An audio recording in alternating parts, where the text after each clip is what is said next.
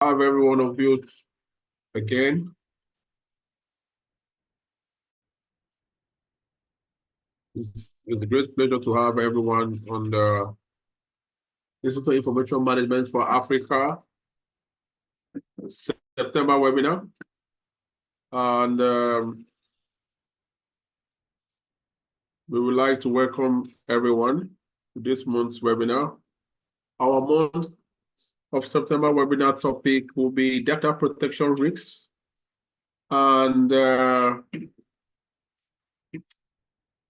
vulnerabilities in the era of generative AI and the LLM platform. Just before I introduce our speaker, I would just like everyone to just some housekeeping rules. Please, we will have a poll at the end of this presentation just for interactions and clarity. If you have any questions, please use the comment section in here. We have the comment section here. Use that, posting your comments. You use your the chat icon here for your comments, your questions, any clarifications.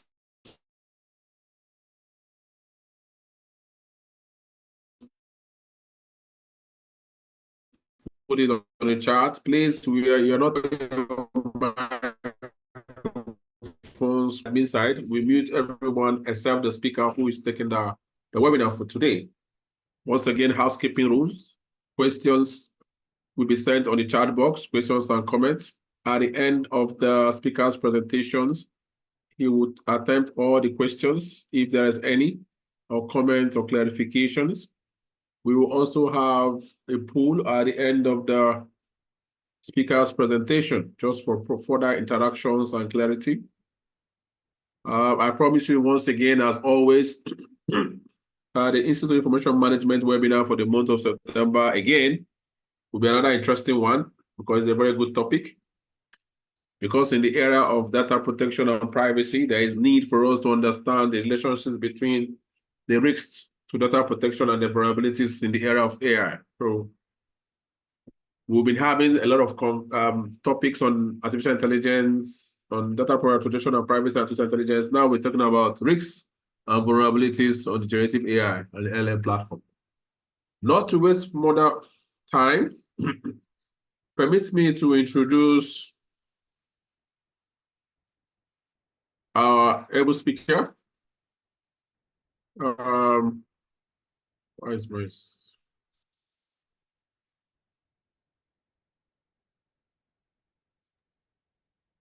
Today we have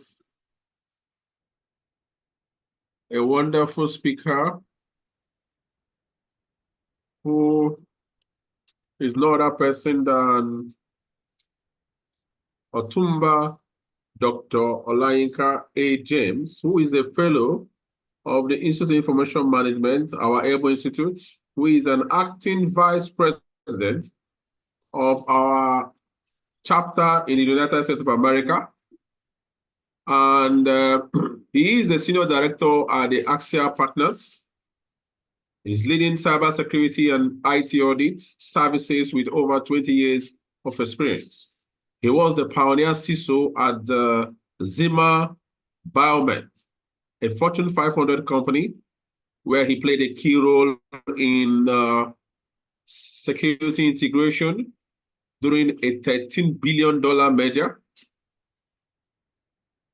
Dr. Olayinka James' achievements include architecting a global SSDLC, which is Secure Software Development Lifecycle Framework, at Deloitte, and founding CyberOps Incorporation, expanding its presence across the United States, United Kingdom, and Africa.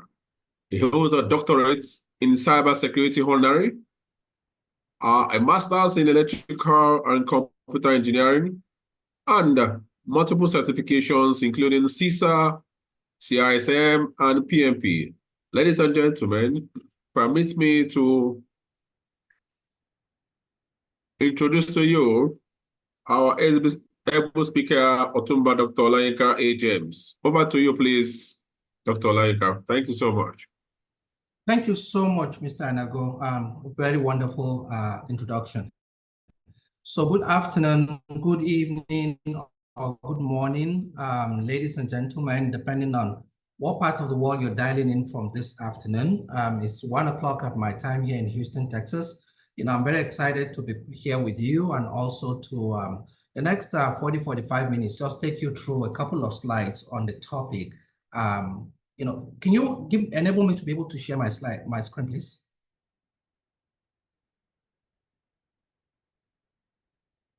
Saying that host disabled participant screen sharing. So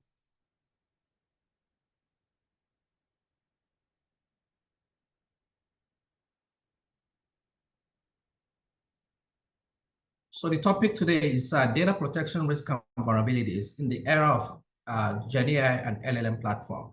So we're going to be focusing on how we're balancing innovation with security risk. And one of the things that I wanted to make sure, let me know when I can share my screen, please. Stanabo. Please go ahead. You can share your screen, please. Now, please. Now. Oh, okay. All right. Yes, thank you.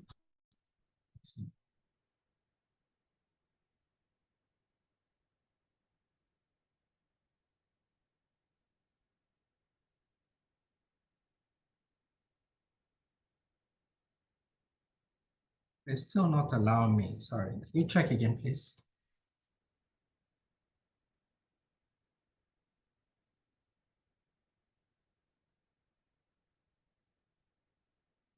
Okay, I can do that now. Thank you.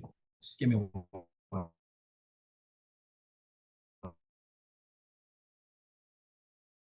second. Okay, can you see my screen now? Yes, we can. Okay.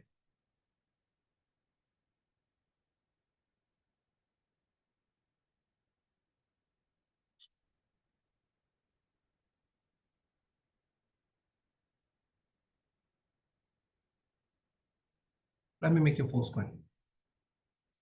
All right.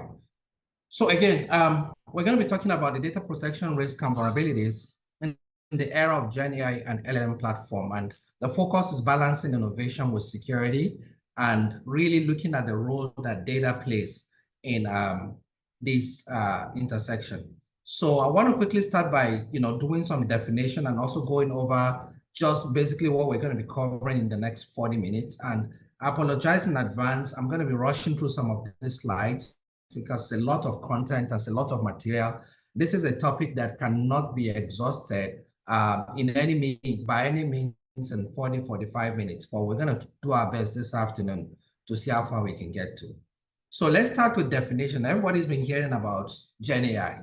AI basically, you think about it, every single day people tell you AI is going to take over the world, it's going to take over your business, it's going to take over your jobs and all of that. But people are not really fully understanding, how that is going to happen or what the impact is on their day-to-day life.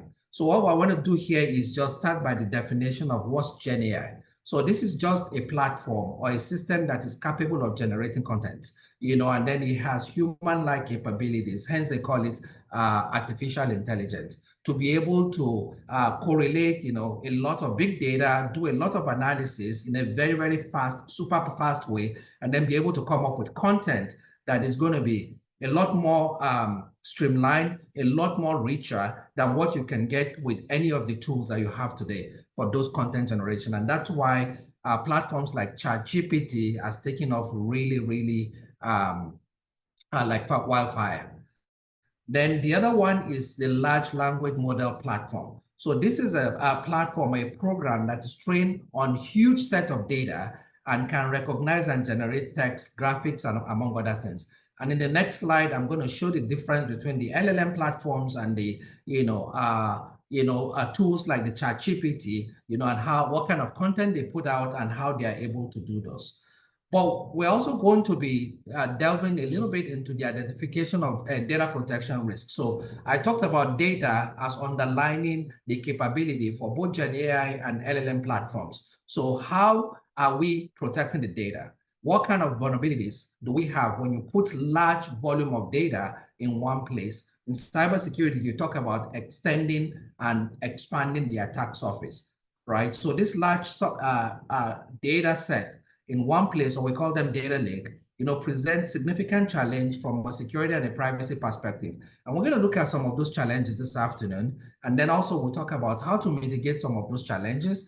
And I'm going to be sharing some best practice, and learning from what organizations are doing to be able to protect those data. So we're going to be talking about having things like strong data governance program in place, have a very strong, privacy and confidentiality program, have robust audit, and, have a very strong incident response plan as part of the ways that you mitigate some of this risk.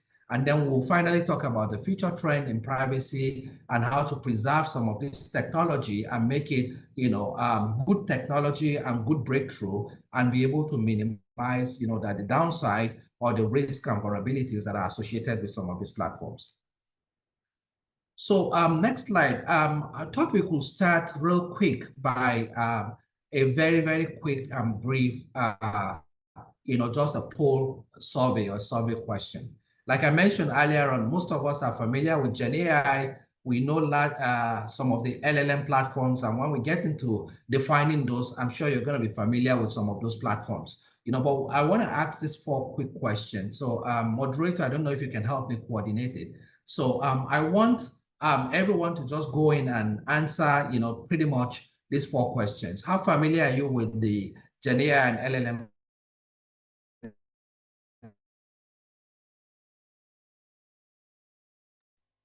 Is it the data security or compliance risk? Is it model bias or ethical concern? Granted, some of these you might not be very familiar with how they work, but I just thought I will use this to gauge people's knowledge and understanding of some of this risk, right? And then also within the organization that you work, do you use any of the GenAI or the LLM platform? ChatGPT and the rest of it. And then the last one is just how prepared do you feel your organization is in managing some of those risks associated? So go ahead, Mr. Anago. Please, your screen is no longer sharing. The pool is up. Ladies and gentlemen, please, can we attempt to the pool questions, please, to make it easier? So we have just 3 minutes or two to 3 minutes to attend to it. Just a quick one. This helps us to prepare our mindset on this topic. Okay.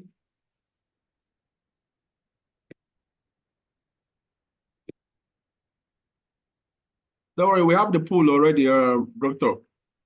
Yes, I'm looking at it now. So Okay. I just want to make sure that we give maybe 2 or 3 minutes. Yeah, to sign 2 or 3 minutes, that's fine, yeah. Okay. But can everybody see my screen now again? Yes, everyone can see your screen. Okay, perfect. The poll question is actually live, apart from the one that is displayed on your screen. We have the live. Yes, poll. Yes, people are attending into it, shall I say. Oh, okay. Yeah. We have 6 out of 22 now. We have 8. Yeah, I'm looking at it now. So so we have 10. So yeah, people are attending to it, and very interesting results actually. Yes. Interesting results. Yeah, it's good. It's a serious mind mapping question. Yep. So yeah, about 58% said they're somewhat prepared, to manage the risk associated with AI and LLM platform. That's actually great. I've not seen this same poll. I've not seen people, any audience that score over 50%. So this is really good. So looks like I'm talking to a really, really smart audience this afternoon.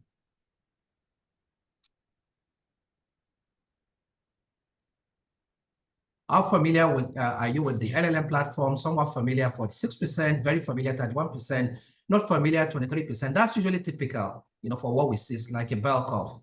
So many people are not many people are unfamiliar with these platforms, but very many people are very familiar with it as well. So what concerns you with the most?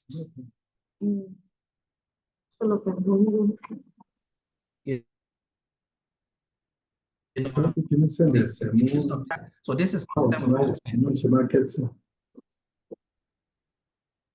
that's consistent with what we've seen with most of the other audience that have taken this class before. And then, does your organization currently use this platform? So we have 47% said limited use, which is good.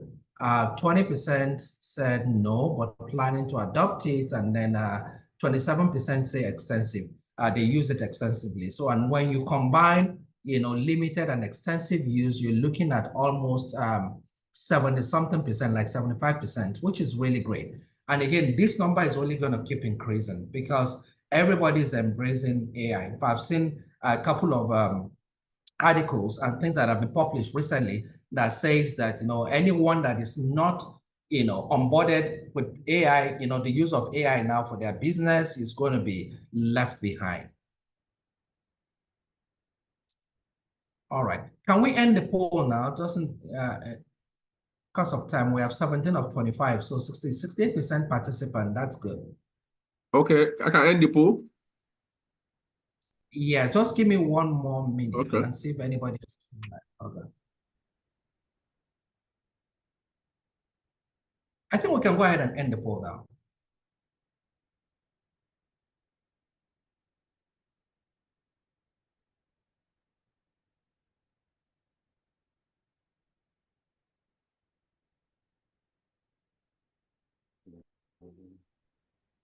All right, you've stopped, right? Yes, please. Okay, good. All right, so like I said, a lot of the results I'm seeing here for these 4 questions are in line and consistent with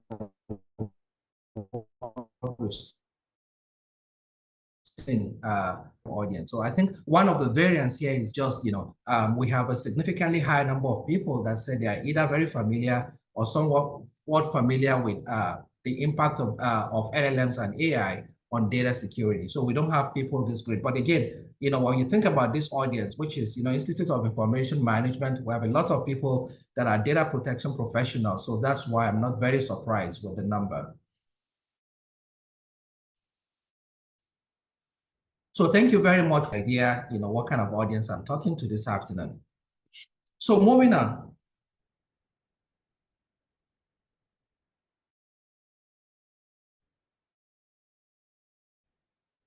Real-world application of GenAIs and LLMs. So like I said earlier on, we define what they are and how they work, but what are some of the real-world example of tools that are, considered, for content creation? So we have the ChatGPT, which everybody is very familiar with. Everyone now goes to ChatGPT to get answer to everything. Then we also have Jasper, we have Copy AI, and we have many other models and platforms that are coming up, for content creation on a daily basis. But I think this is some of the top 3 that are out there in the industry.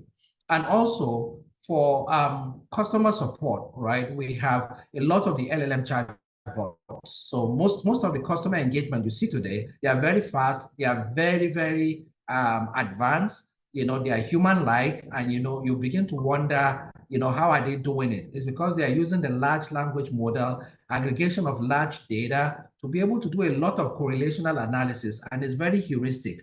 What I mean by that is that it keeps learning, continuous learning. So once you interact with the customer feedback comes in and they loop it back into the model, and the model gets wiser all the time. So the more customer interaction they get, the wiser it gets, and that's why those models are extremely powerful. So we also have virtual assistants, and then we also have those that do client interactions, right? And I had a demo for one of the AI platform that someone just launched for doing like virtual healthcare visit or virtual healthcare consultant. And you will have no idea that there's no human behind it.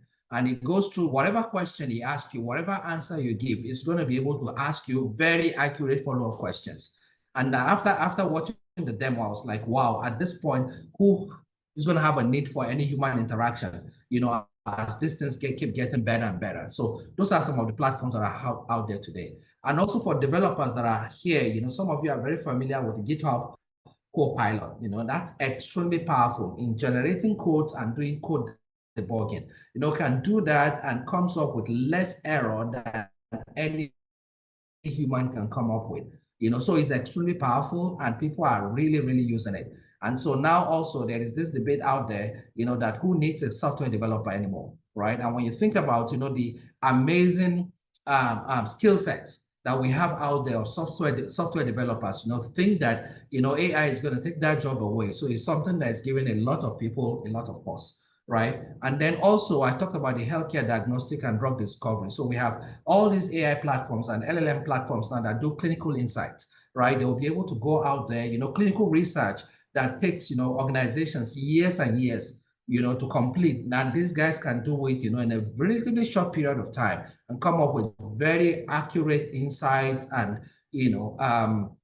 discoveries, and medical analysis that humans can't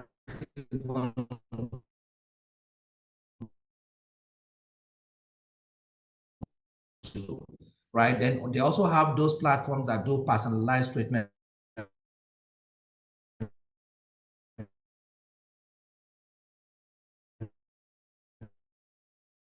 plan, plan that is just specific to an individual,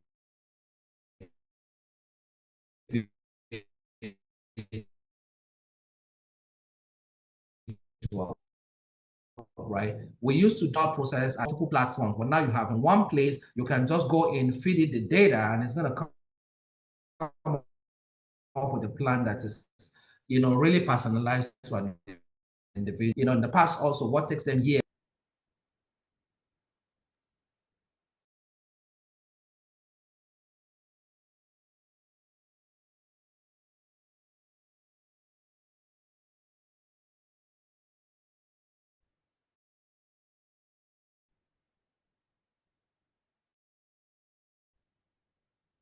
Okay, of that is very under of large data that enable all these platforms are doing is taking a lot of data, significant out, how those data relate to each other, looking at so many variables, around the data, and then being able to come up with what we call actionable insight. And many, many years ago, when the CEO of Amazon, Jeff Bezos, was talking about, how data is going to transform the world, people didn't realize that was over 20-something years ago. And he said, data is here to stay. And organizations that can make use of the data in a very positive way are the ones that are going to be the leaders in the world. And that's what's going on now. Think about, all these AI firms that are coming up, Sam Altman, the guy who was the former CEO of OpenAI, right? The guys who developed ChatGPT. He left, started up another company, and within a relatively short period of time, I think 2 weeks ago or so, he raised a massive amount of money, and he had a company that he just started, valued at over $10 billion already. And many people are ready to pour money in because he has the data, he knows what to do with the data, and it's going to be king. And AI is going to dominate the market for as long as,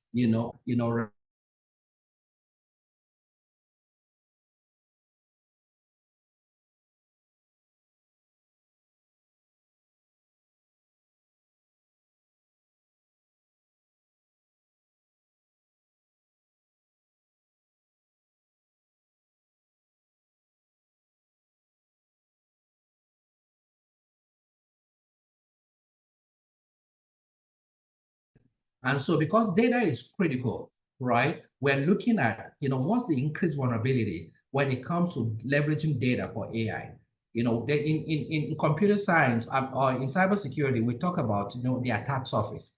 The attack surface is essentially, things, concentrated in one place, you make it a target for the bad guys. So that's what's going on now in AI. So the LLM platforms, the AI systems, they are now rich target for these guys to attack. And so there's increased vulnerability with the use of AI.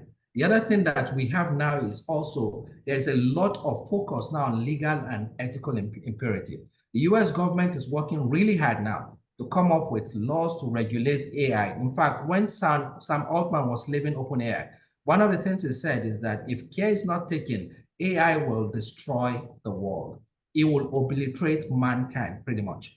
And people don't understand what that means, but he said there's significant risk from a legal and an ethical perspective that if care is not taken and if people don't put focus on that, it's going to cause a lot of significant damage like we have not seen before. And then also when you think about just, as compliance requirement with data protection regulations like GDPR and NDPA, which is the Nigerian Data Protection Act, right? Or things like the California Consumer Privacy Act, that is also becoming increasingly in focus because now there's huge amount of data. Some of those data are critical, sensitive personal data, and so protecting them becomes really a bigger imperative. Again, like I said, I'm rushing through some of this slide because of time, but I will have some time left at the end of the presentation to ask questions. So let's look at what some of those data protection risks are with GenAI and LLM. So we have the risk of data breaches, right? Again, big data concentrated in one place, that becomes a honeypot, and then becomes very attractive to the bad guys, and so they're going to come after it. And there's also the risk of bias and data protection violation, right? So again, when you have big data in one place and there's a lot of complex, correlational analysis done on that data, sometimes, if somebody inserts a bias in the data, it's hard for you to figure it out. And I think some of you, if you were paying attention a few months back, when Google first launched their own AI platform, we saw some of that, right? Where people go in there, and began to ask them questions and they realized some of the answers they were getting, especially in political questions, they were getting some really biased answers. And Google had to apologize and pull the platform, went back, and fix it and then come back. So there's a lot of bias that can be introduced, right? There's also data privacy violations, and then there's also data misuse, where people are going to misuse the data, because there are no proper safeguards. And the last but not the least is what we call the model inversion attacks. So these attacks, involve reverse engineering the model, the AI model, and so they can extract sensitive data. Because there's a lot of sensitive data that goes into the correlational analysis. So somebody can go in and reverse engineer that data and then, extract what they want to extract and do something bad with it. And even when we're going to go through some example if time permits us, but even when you anonymize the data, sometimes, it's still easy for these bad guys, or it's still possible rather for these bad guys to still be able to reconstruct the data and then be able to carry out the attack. So let's look at a real life example, of how, big data was used to do something bad, right? And this was in 2018, and it was done by Cambridge Analytica, right? So all they did was harvested personal data from millions of Facebook users without this guy's consent.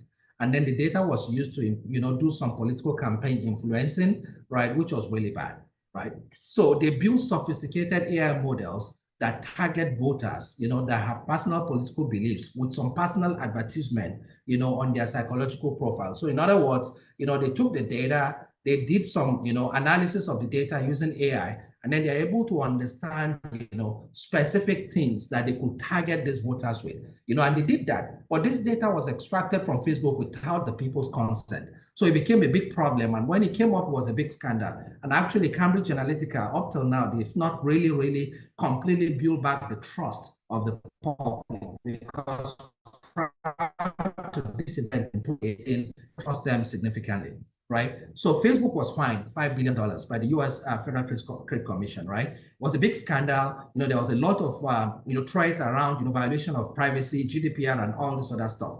And so the impact was that there's a lot of, because of the loss of privacy, there's a lot of reputational damage for Cambridge Analytica and also for Facebook. And of course, they lost money. 5 billion was big money, and then users feel less secure using that digital platform, and because they are very vulnerable to data breaches. And like I said earlier on, Cambridge Analytica is still suffering, from the reputational damage that came with this attack. So that's one good example of how, AI data can be used, without the data subject consent, and then violate laws and then use it for something that is not the intended purpose. So let's spend some time. Again, I'm rushing through some of this because we don't have a lot of time left. So I'm hoping that at the end, there will be, few minutes for questions, and then also to be able to maybe spend more time in some of the topics or areas that we didn't do a lot of justice on. So, check this one. a question? Oh, okay, please go on mute. I don't know who's talking, but if you can go on mute, that's great. So what are the data breaches in an AI environment? So the first thing is unauthorized access to sensitive data. So, how does it happen? So if you have weak security controls, maybe insufficient encryption or authentication measures are not strong enough, then, this can happen. Also, because there's a lot of API connections, to all these AI platforms. So if you have vulnerabilities within those APIs or they are not properly secured, then you can expose sensitive data. And then the third one is what I explained earlier on, which is model extraction. By reverse engineering the model, you can extract the training data. The training data are the data that was put into the AI platform or the LLM platform to be able to train them to do what they are doing. So if you are able to extract that data, you can potentially leak those sensitive information and also cause breaches. So those are some of the ways that this can happen within an AI environment.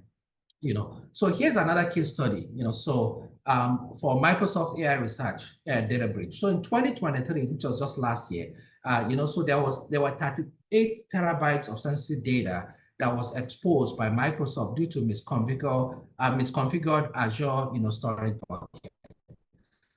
So the Azure storage, the cloud platform, where, these data lakes are stored. So 38 terabytes were, exposed, because there was, weak configuration or, misconfiguration, as we call it in cybersecurity. So this include access to backup and AI model information. So pretty much everything was exposed, and Microsoft responded by revoking the access. But what they have to do now is to understand that now you have to enhance the security, and the controls around how you store those data, how you process them, and also how you, how you process them, how you store them, and also how you distribute the data to ensure that this kind of thing never happen again. But then, they had penalties from regulators also. There was a lot of scrutiny on Microsoft because of what happened. There was some loss of revenue. And in fact, that was why they were lagging behind, in the race to be able to be the first person to go out there in the market and put this model out in the market. And they also suffer some reputational impact, which they've recovered from because they quickly recovered, they fixed the problem, and then there was full transparency on this is what happened, and this is the reason why it happened. There were also some threats around lawsuits, which never materialized, again, because of how they quickly responded, to this problem.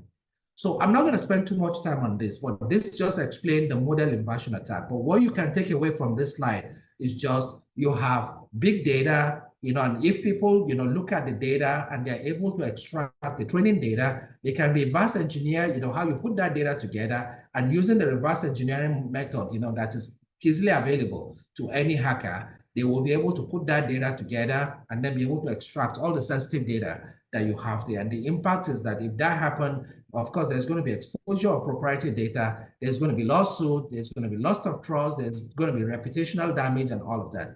And that's why organizations are spending a lot of time now, putting in hardened controls around those where those data are stored and are processed to ensure that this doesn't happen. Again, so what are some of the technical mitigating strategies to ensure this doesn't happen? So the first thing is, encryption and data masking. And encryption, is essentially using, standard protocols. And what's recommended for any AI platform is at least minimum AES 256, so that is the minimum that's required for data at rest, data in transit, and even when you're processing the data. And you also have a lot of regulatory requirement now, but PCI, privacy, HIPAA, and many of those requirements that said you must use minimum AES 256 for encrypting your data, both at rest and in transit, right? Also data masking. Data masking is nothing other than just, make sure that even if somebody have access to the data, they won't be able to put it together and read it, right? But again, there are technologies that the hackers are using now to unmask the data, and they've been doing that successfully. The other mitigating strategy will be what we call differential privacy, right? So just add noise and random data sets to protect the data. Just scramble the data, pretty much, so that, if people have access to the data, they won't be able to put it back together to make sense. And then also there's what we call the federated learning, where you do some decentralization and you leave the data, on users' devices, but then only, model updates are shared. And then that way there is no risk of privacy at all. Because if people have access to that data that they shouldn't have access to, they won't be able to make sense with anything, because what they're looking at is the data that has not been, trained, pretty much. And so that has a lot of benefits, so there's a lot of security, privacy enhancement, limited exposure of the data, and thereby, when attackers come in and get access to that data, they won't be able to, it's not going to be as useful to them. So those are some of the advantage of federated learning. And then, so how do organizations mitigate the risk? The first thing is data governance framework. You do have to have a governance framework. How are you protecting your data? If you're using an AI or LLM platform, what kind of policy and procedure do you have around your data? How do you manage data? How do you protect data? How do you ensure that there is regular audits? How do you ensure that you are meeting all of the regulatory requirements for that data? So if you have healthcare data, how do you make sure you're meeting HIPAA requirements? If you have data from the EU countries, GDPR, you have data from organizations, critical and sensitive data from organizations, what are the regulatory requirements for protection of that data? How do you make sure you have that ingrained into your framework and your data governance framework, starting with your policies, your procedures, and your standards? Then the next thing is making sure people are trained. So it's not enough to just have the policy, but you also have to train people, right? What are some of the training that you give them? How effective are those training, right? So that's good. And then the third and critically important is ensuring that you have a very robust incident response plan. Because you have to be prepared that when these things happen, how do you respond? How do you make sure that there is effective process in place to be able to recover from that disaster very quickly and minimize the damage? So those are some of the ways organizations can mitigate the data breach risk or the vulnerabilities from these platforms. So we have 2 case studies, but I'm going to skip them because of our time. And I'm hoping that these slides are going to be made available at the end of this training so people can go in and read them for themselves. So the first one was, in the financial services industry, that's JP Morgan, they did something good and, there's a good lesson learned there. The second one is in the healthcare industry by Mayo Clinic. And Mayo Clinic are able to also deploy. Is there a question or do you want to go on mute? Sorry. So jumping on the last slide, because I'm very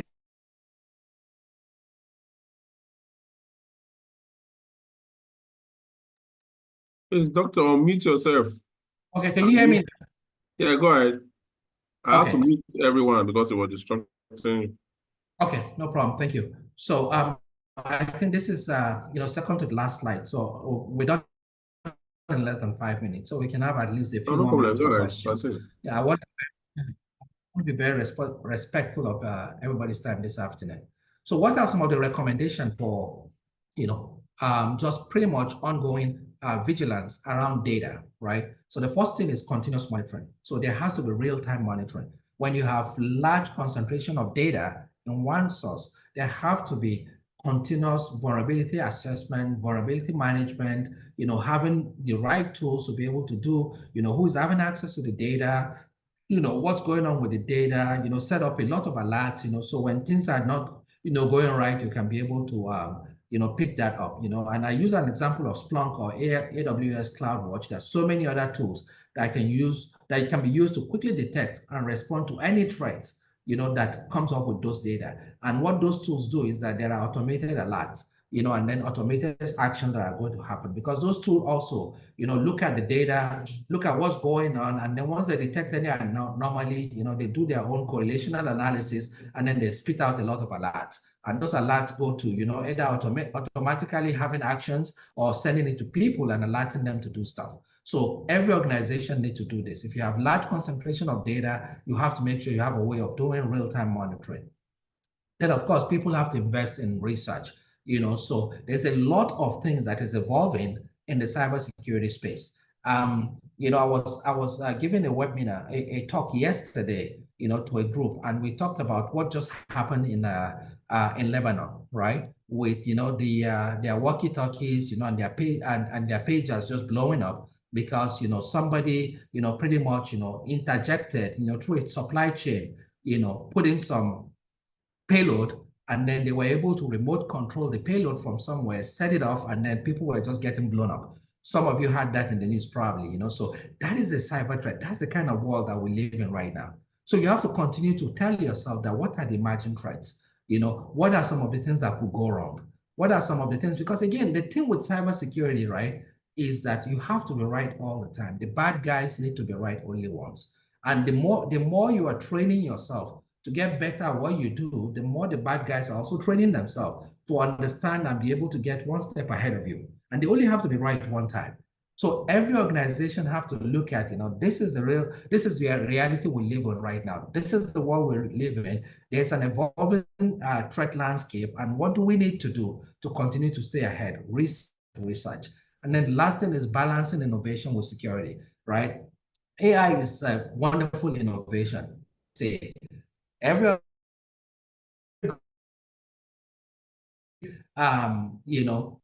individual is going to be speaking AI very soon, right?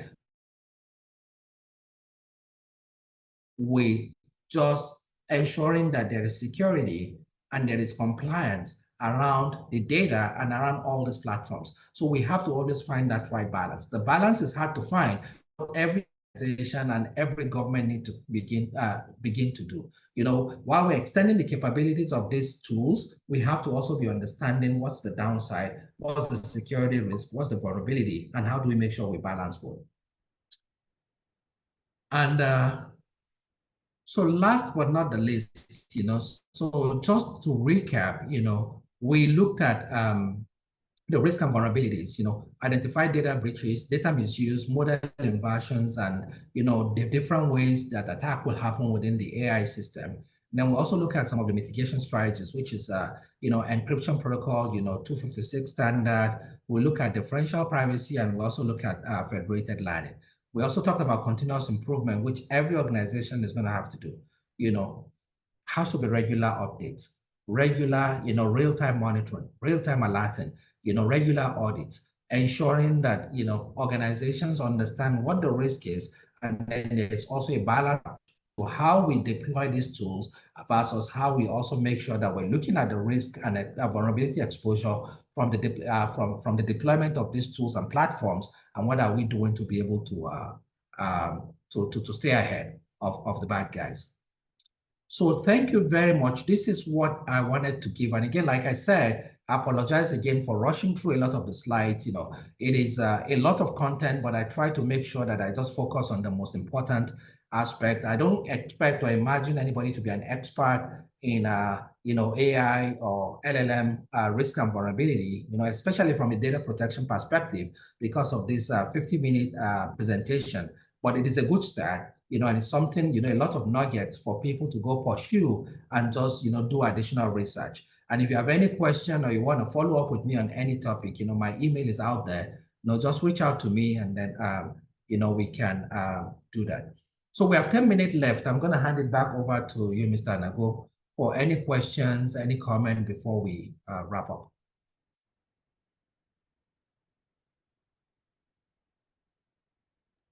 Thank you very much for that. Very fine, insightful presentations. We can never oversight about generative AI in terms of the risks to it. So I guess I've checked the chat. There are no questions, no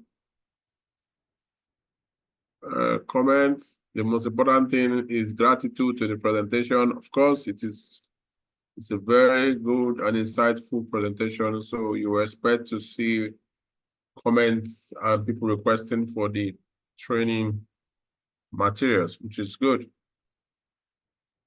So I can't see any questions. Actually, you have asked the question in the pool. And that is why it seems there are no questions. So we have Okay, somebody is asking here, AI seems to have a life of its own today. What are those risks? I think you had mentioned the risks here.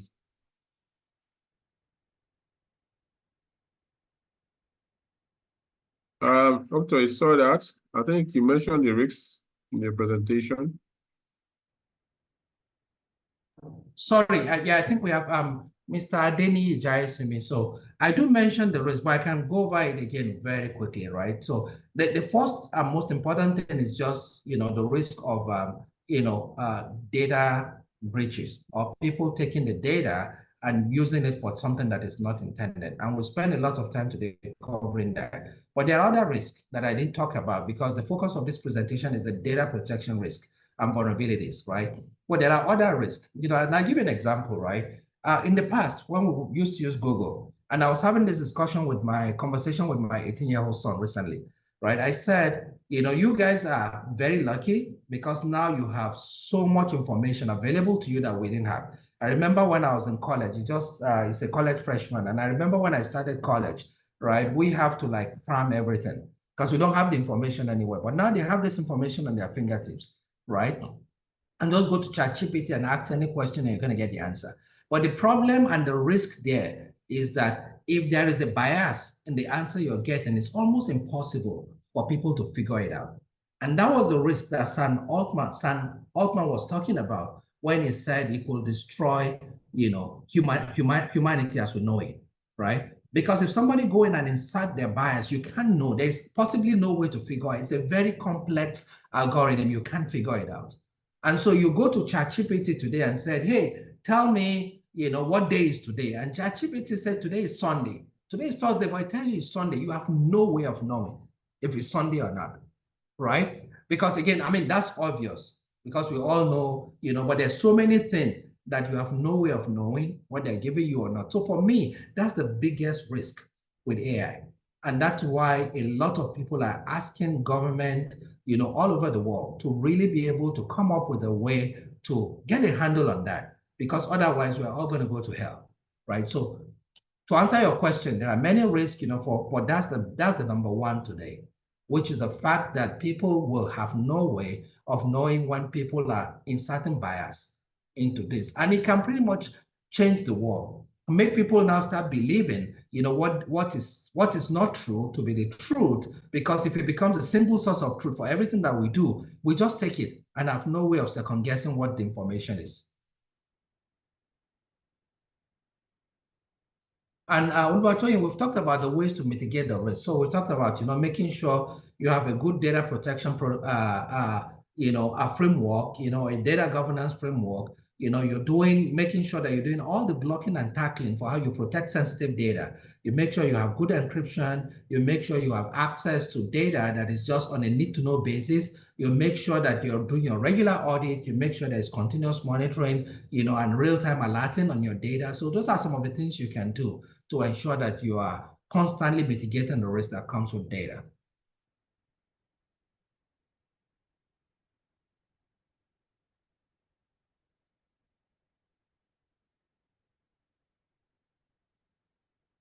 Yeah, and Celestine, I think you are absolutely right. And I totally agree with you, right? So there's a lot of advanced system that they're investing on right now. But again, right, just like with any other system, right, the most important thing is ensuring that there are no bias in the system, because I've seen models that come up with trying to convince you that this is biased or this is not biased, but they insert their bias in it, at the end. And then you talk about the digital twin, right? We have a lot of organizations here, who are doing a lot of that to ensure that they are isolating the data, doing the analysis before they now put the data in production. But again, all of that still come with, at the end of the day, there are human beings behind these models. And sometimes, when they do have a bias, the bias shows. And that's what I'm saying. So again, it is not going to be an easy challenge for even the government or regulators to be able to take this on and be able to come up with, a silver bullet to fix the problem. But it's something that we just have to keep working on and keep grappling with. But again, we're still at the infancy stage, believe it or not, right? And so there's a lot of things that can change. And that's why I mentioned in the presentation that you have to constantly, invest in research, have to constantly stay ahead of the evolving threat landscape, and have to constantly understand what the bad guys are doing so you can respond to them appropriately. There are no regulations yet, Stephen, right? They are working on the United States government, the Congress, they're all working on coming up with AI regulation, but they don't have anything yet. But again, the problem and the challenge is like with everything else, you have the wrong people working on these regulations. So you have the lobbyists, you have the lawyers who have no freaking clue, what's going on in that space. They're the ones sitting down there working on the regulation. At the end of the day, you're going to have regulations, and the regulation is going to cost a lot of money, but might not do much. But that's a good question.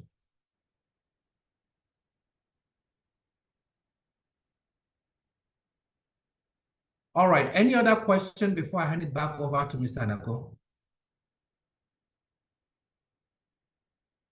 I think that's it. So again, thank you everybody for your time this afternoon. Hopefully you have one or two things you will take away from the presentation today. And like I said, you have more questions, anything comes up, just reach out to me, and then we can have those discussions offline. Doctor, they are still sending you questions there. Yeah, I'm looking at Mr. Denny's question, and that's beyond my pay grade. He said, what is the Nigerian Data Authority doing? I don't know. I'm sorry. Maybe Okay. Ambassador can answer that.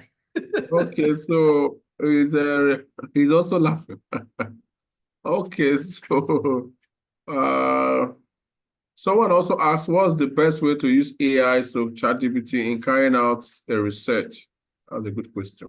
Oh yeah, that's a good question actually. So again, AI, ChatGPT, like everything else, is garbage in, garbage out, right? You can go online and you find a lot of people selling some, just useless tools, saying, hey, this is the right tool or the best tool to be able to do to use with ChatGPT for different content and all of that. But I always tell people that it comes with practice. If you have the right prompt, you're going to get the right answer. So sometimes when I'm trying to get something from ChatGPT, all I do is just continue to work on different prompts. You don't have to go pay anybody. Just go in there. You want a list of, like, I'll give you an example. I was looking for something just yesterday, and it was, I'm looking for this NIST cybersecurity framework 2.0 just came out, right? And I'm looking for, a tool for doing maturity assessment. So I go in ChatGPT and I said, hey, tell me, what's the best way to run maturity assessment? I have to fine-tune my prompt around 15 times before I got what I was looking for. But again, when you also get what you're looking for, you also have the ability to look at it and make sure, because a lot of people are now doing, what they call, they can detect it if you get your answers from ChatGPT immediately. So when you look at it, you get the answer, then you have to be able to go in and edit it and filter it out to be able to make sense for what you're looking for. But there's no silver bullet, again, for how do you get stuff from ChatGPT, again, because it's garbage in, garbage out. You ask it a question in one way, it's going to give you the answer that way. You can ask a different way, but then the more you keep practicing, the more you keep using the tool, then you begin to understand what are some of the prompts that are effective in getting you the right answers that you need. It's a very powerful tool, and there are other tools also. There is Grok, there is the one by Google, I've forgotten the name now, and they have a few other ones that are out there. They're all very good. They're all very effective. They're all based on the same technology. But again, it's garbage in, garbage out. So you have to know what you're looking for. You have to have the right prompt. If you have the right prompt, you're going to get good responses.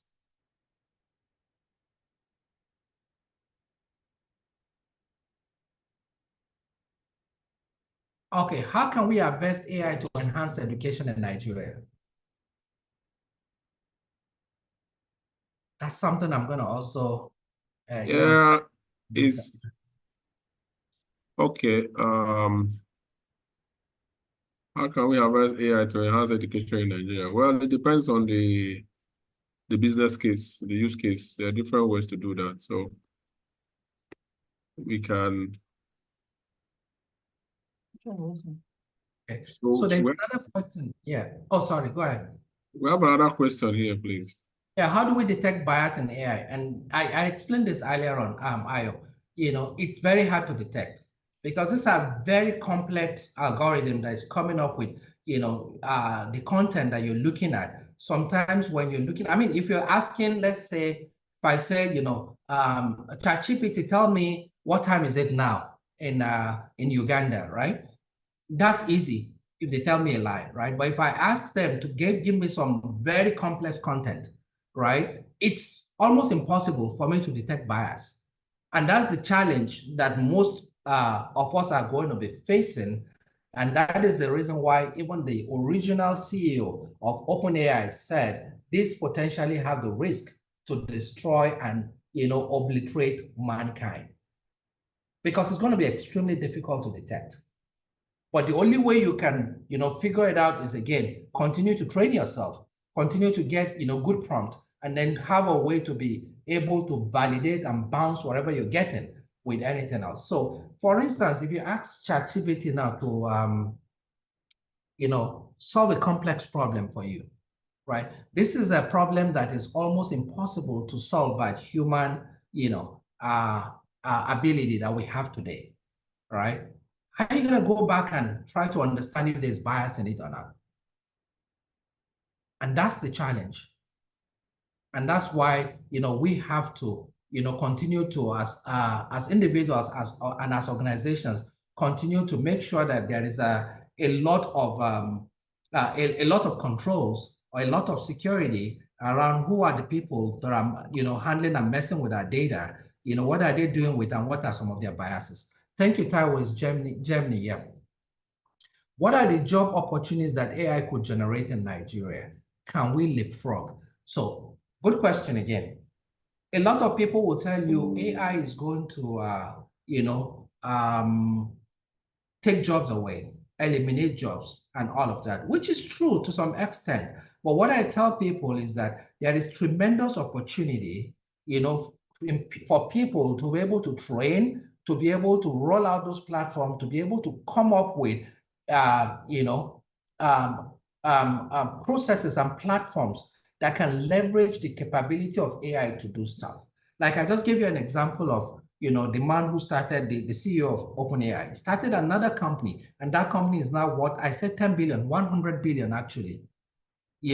I've given you, I gave you another example also of somebody else, who just came up with a platform to be able to do healthcare consulting without having to have any human interaction, leveraging the power of AI. So when you think about it, there's so many things, so many opportunities that creators and innovators can come up with, in AI. I've also been involved with a company, right, that, just use the power of AI to be able to just do compliance with, with legal documents.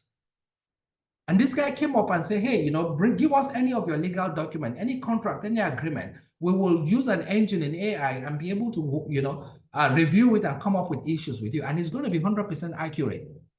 So you eliminate the use of, many, many hours of lawyers and paralegals reading through this document, and then figuring out, what's right, what's not right. You just dump the document there and they come up with it. So there are so many things people can do. And that is where the opportunity is. And that's why even I was listening to a talk by somebody in Nigeria a while back, about 6 months ago, where it was talking about this is the right time, that the Nigerian government need to start encouraging and investing in the population embracing AI. Because otherwise, in a few months, because this thing is moving really fast, in a few months, not a few years, a lot of people are going to get left behind. So how should AI be deployed to improve student engagement in the learning process? That is a good question, because also you want to balance, especially with students, you want to also balance learning with just, the ability to get lazy and not learn anything. Because if AI is going to give you everything, then why do you have to study? And if you don't study, you don't know anything, right? I've seen students, who just take homework every day and pump it into the AI machine, and the AI does the homework for them, and then they play games all day. They're not learning anything. Again, and that's another ethical issue with the use of AI. And so now educators need to figure out how to really, really know, and catch people that are using AI to do their work, because otherwise they're not learning anything. They're going to pass through school and they won't know anything. And then guess what? We're going to create a workforce, that is going to be, even dumber than the one that we have right now. All right. Thank you so much, Dr. James, for answering all the questions. The questions keep coming, because people had to digest it and start bringing out the questions, We will not end today, like I rightly said, we will not finish everything today.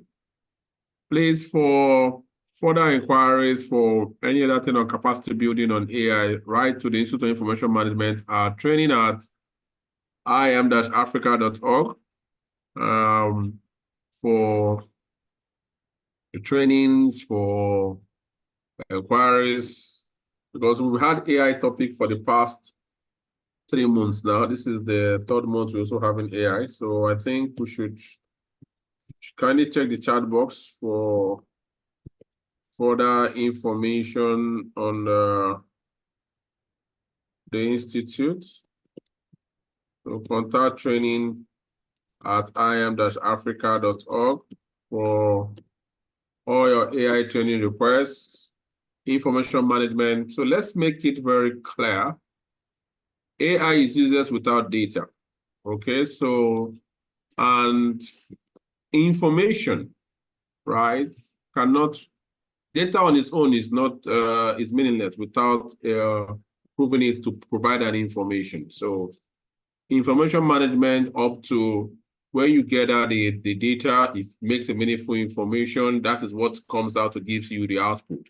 So there's a learning curve to that area before you start working on using programming languages to create your programs that will use the data to generate whatever you want. Whether I like it or not, AI is just a program that uses historical data to generate what you want, which will match different things to give you what you want.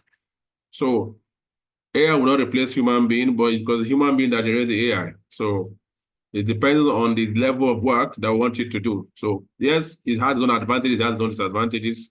But again, for more capacity building, get across to the Institute and we'll give you more insight. There's a lot to be done in different sectors: manufacturing, oil and gas, health sector, educational sector, fintechs, finance, automobile. There's a lot you can do with AI on the various sectors, including agriculture. So thank you so much, Otumba Dr. Laika James, for a thought-provoking topic and presentation. We look forward for more. Thank you, ladies and gentlemen. So moving to the next part of the webinar, because we spent almost the time. It's going to be, I'll be calling upon our international president to please give us his remarks so that we can follow through. After the president's remarks, we're going to have a group photograph. Please wait. You have to turn on your cameras after the president's remark, and from some of the executive council members that is here, who will introduce us after the president. So, Mr. President, our international president, please, over to you, please. Thank you very much, sir. Thank you, Mr. Nagu. Thank you, Otumba Dr. Olayinka James, for that wonderful presentation. We are indeed very grateful to have you here this evening. And in fact, it's been a wonderful session as usual. On behalf of the Board of Directors and management of the Institute, I want to say a very big thank you for that wonderful presentation. And I also want to use this opportunity to invite our wonderful and amiable members across the globe. The monthly webinar is an opportunity for us to showcase what we've got, is an opportunity for us to share lessons learned, best practices, and for us to network and build a vibrant institute. So please, I would like to use the opportunity to invite us all, to indicate our interest. We would like to have a presentation of papers in different aspects of technology, different aspects of data and information, and at the end of the day, build a better society where data and information management professionals would continue to thrive. Because that is one thing I think as an institute we have got to, that's one thing we are owing the society. The same level of recognition being accorded information technology, I believe IIM should also, gain that recognition, most especially now that data continue to remain relevant in all aspects of human endeavor. So I don't see any reason why information management should not be at the front burner of any serious-minded government and organizations across the globe. So a very big thank you once again, Dr. Olayinka James. I hope and I believe, I strongly believe that very soon, hopefully before the end of the year, we might have to call you back, to still come and take this discussion a bit further. And I believe you will oblige us that opportunity. Without wasting too much of our time, I want to hand over back to I want to hand over back to you. And thanks so much for the hospitality while I was in Houston, Texas. No problem. Yeah. So it was a pleasure having you around. And yeah, we had a lot of exciting time and the event was extremely successful. So thank you. And we look forward to you coming back again. Thank you, Otsuba.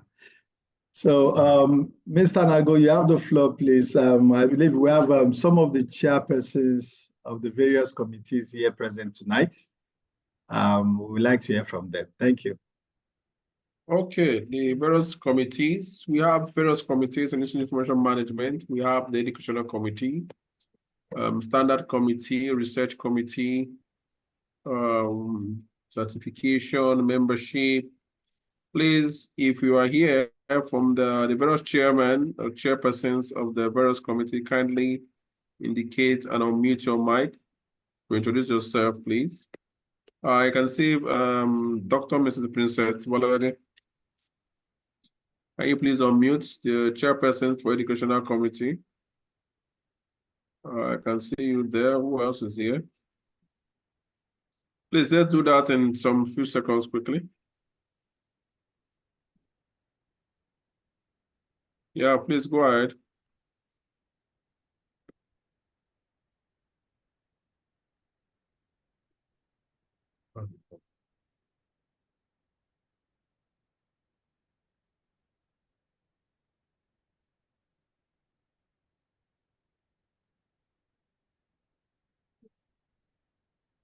Okay. Okay, yeah. Good evening, sir. Good My name is Baba Sanwo-Olu Atoyin, the chairperson for Standard Committee. Okay. Thank you so much. Hello, can you hear me now? Yes, ma, we can hear you.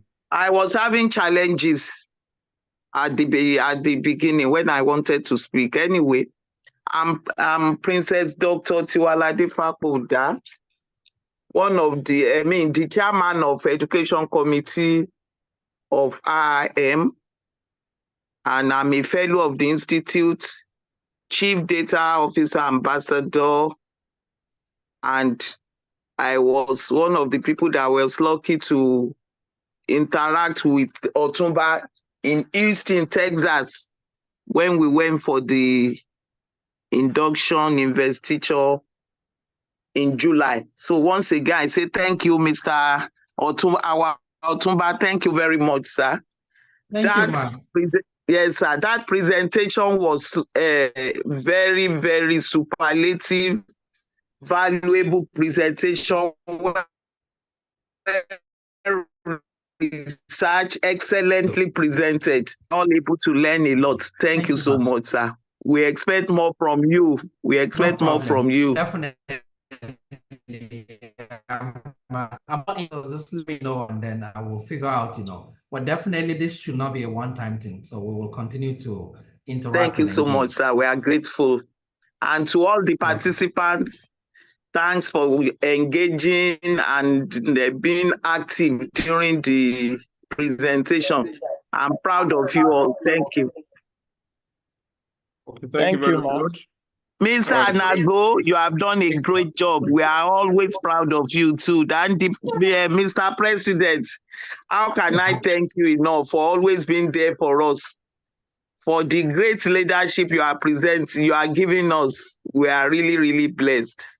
And we are very proud of you. Mr. President, Dr. Yedokun, we are proud of you, sir. Thank you very much. Thank you very much, ma. You appreciate it. Thank you. Good evening, everyone. My brother Celestine. Hello, Good thank evening, you so much. Good evening. My classmates, Professor Abiola Abioya, are you still there? Okay, he has been there since the beginning. Thank you very much, everyone. Thank you very much, everyone. Be blessed. Thank you so much, ma. So, if we don't have any other persons, I think other chair members of the committee, someone's hand is up. Taiwo. Yes, Taiwo, yes, please. Yeah. Good evening, everyone. Thank you very much to Otunba Olayinka. That was a brilliant presentation, and I was able to gain a lot. I have healthcare as my background, and just as you said, there's no going back as far as AI is concerned, even for Nigeria. And we don't want to be left behind. So the campaign is to see how much we can embrace now. Well, as the research and development chairperson of the Institute, I try to campaign this at every opportunity of our meetings. And what I have discovered is that a lot of our processes are still paper and biro. So what I try to tell, let us start from there. Let us try to digitalize our processes and procedures and things so that to now adopt AI, at least we have our own data repository that they can help us so that all the issue of bias and ethics, and we'll have trained our own system even before we adopt AI. Thank you very much for telling us so much, and I've learned a lot. I know what to take back to my meetings now, that we have to move forward. Everybody, you want to campaign to them, to let them know the importance of AI. We can't run back, but they keep on, saying it to your face, all the risk and all the things against AI. So I'm now better armed to know what to tell them as a response. I want to thank our president, our President, Dr. Oyedo. You are doing so well, and you have so many disciples now. I can tell you that. So we are right behind you. Thank you very much, Alex. We enjoy every of our meetings, and we always look forward to it. Thank you, other members, and have a lovely evening. Thank you, Doc. Thank you, Doc. And just to say that, when a BI expert said they learned a lot from my presentation, that's something to take back home with me. We did, yes. Thank you. Well, ladies and gentlemen, let me seize the opportunity to thank Dr. Oyedokun. It's a pleasure to be here. And I want to thank my maid, my good sister, Princess Dr. Tiwalade Fakbonda. Thank you very much. It's a pleasure to be here this evening. Thank you so much. We are happy to have you. Thank you very much.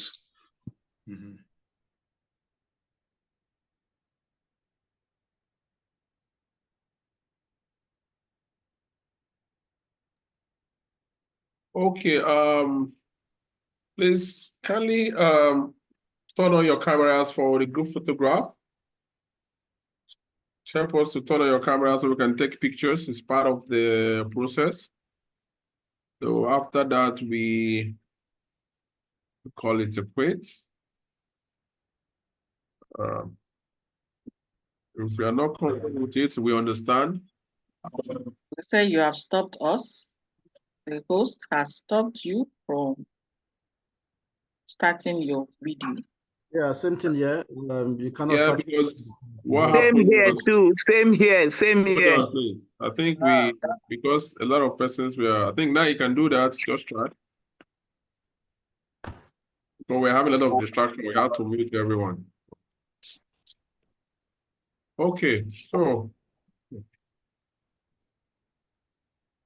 I'm seeing few cameras. Okay, I will have to take the first page. We've got, please can we mute our mics just to mute? We don't need the mic. 2 pages, so I need to take the first one.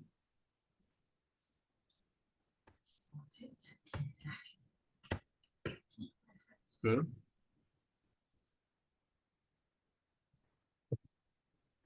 Okay.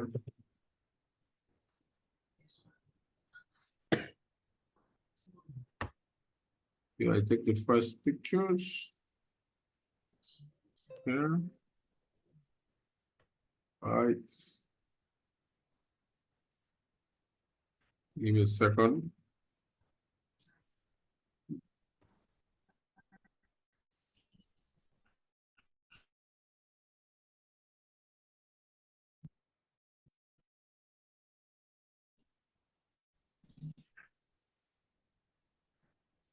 That was for the first one.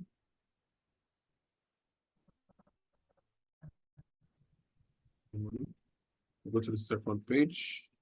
Okay.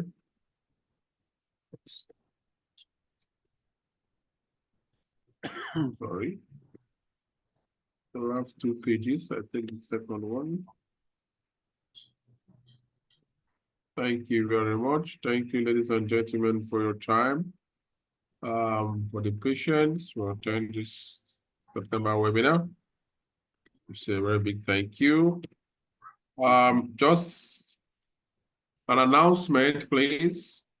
As we all know, I also repeat that, it's all over the media. The Institute of Information Management is the only licensed institution for providing personal certifications on data protection and privacy in Nigeria. We encourage everyone to try to register and take the exams, attend trainings and take the exams. We are the only body in Nigeria that's licensed by the Nigeria Data Protection Commission for providing certification exam on data protection and privacy. Please, it is very important for you to get yourself acquainted. There are a lot of training programs on the Institute as well that we have. We have the IIM Data Protection and Privacy trainings. It will be nice. Always attend the course to increase your level of learning. So thank you very much. Do have a good night rest. For those of us staying in America, it's the afternoon, so we are going to bed right now. Lucky you. We are going to bed right now, but you will continue your day. Yeah, all right, thank you so much. Thank you, our able president. Thank you, our committee chairpersons and chairmen. So thank you so much. Thank you, Mr. President. Please, all road moves to Ghana. Our induction for next month over. Please to Ghana. After Ghana, to Abuja. Thank you so much, and do have a lovely Thank you day so ahead. much. Thank you. Thank you. God bless. Yeah. Thank you, everyone. Thank you, Thank sir. you. Yeah. Good night. Good night. Thank you, Mr. President. Thank you, Thank you, ma. everyone. Good Good Thank evening, you. sir. Good night, sir. evening. Hi, Thank you, Paulina. everyone.